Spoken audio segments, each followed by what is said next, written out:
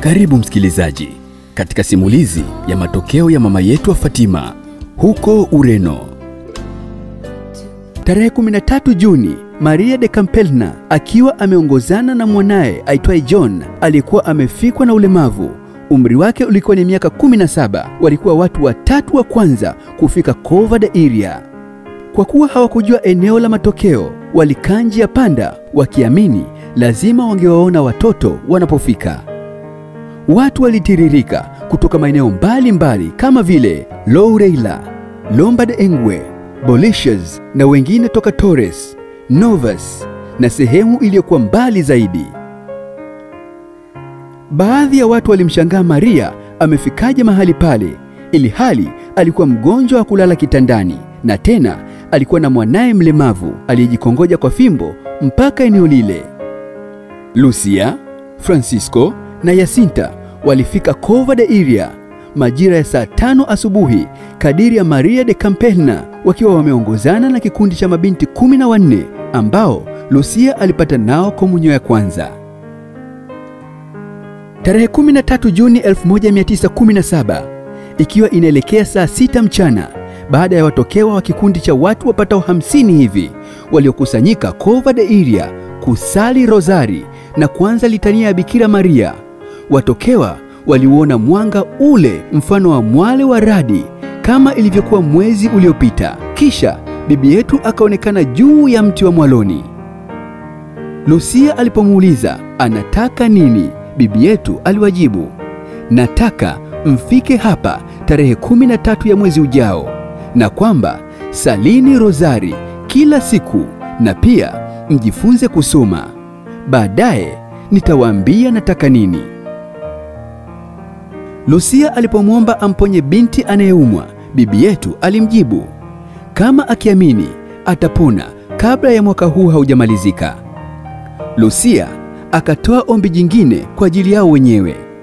Tunaomba utupeleke mbinguni. Bibi yetu akasema, nitawachukua Jacinta na Francisco karibuni, lakini wewe utaendelea kubaki hapa duniani kwa muda mrefu zaidi.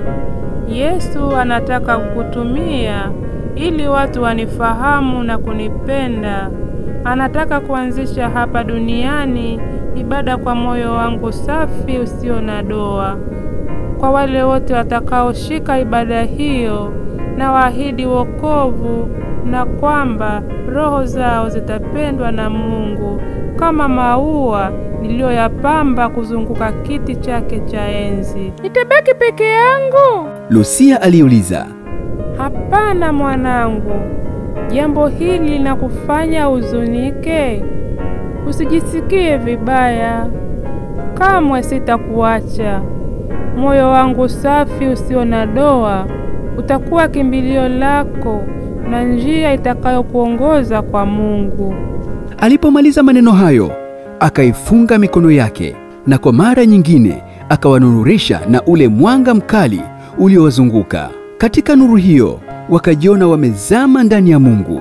Jacinta na Francisco walikuwa kwenye mwanga ambao miali yake ilikuwa ikielekea mbinguni, na Lucia alikuwa kwenye mwanga uliotawanyika ardhini. Mbele ya kiganja cha mkono wa kulia wa bibi yetu kulikuwa na moyo uliozungukwa na miiba iliyoonekana kuuchoma. Kwa watokewa ulikuwa ni moyo safi na usio na doa wa Maria, unaoteswa na dhambi za ulimwengu. Katika maumivu yake, moyo ule ulionekana ukiwasihi wafanye malipizi. Ingawaje bibi yetu hakuwaambia iwe siri, watokewa walijikuta wakisukumwa na Mungu kutomwambia yeyote jambo hilo. Francisco, akiwa mwenye kuguswa sana na mambo waliofunuliwa, alimuuliza Lucia baada ya tokeo, Lucia, kwa nini bibi yetu alikuwa mkononi na moyo uliokuwa ukiimulika dunia kwa mwanga uliokuwa na ukuu wa kimungu? Wewe Lucia ulikuwa naye kwenye mwanga ulioelekea ardhini, na mimi na Jacinta tulikuwepo kwenye mwanga ulioelekea angani. Ni kweli, Lucia alimjibu milamu yake. Wewe na Jacinta mtakwenda mbinguni karibuni. Mimi nitaendelea kuwepo hapa duniani nikiwa na moyo safi usio na doa wa Maria. Ndugu msikilizaji, simulizi hii ya Fatima inatoka katika kitabu cha miaka 100 ya ujumbe wa Fatima mwaka 1917 hadi mwaka 2017, kilichoandikwa na Mama Ferdinanda Mahimbi na kuletwa kwenu na Mfotu de Maria Masaka na mimi msimulizi wako Eric Mlindima.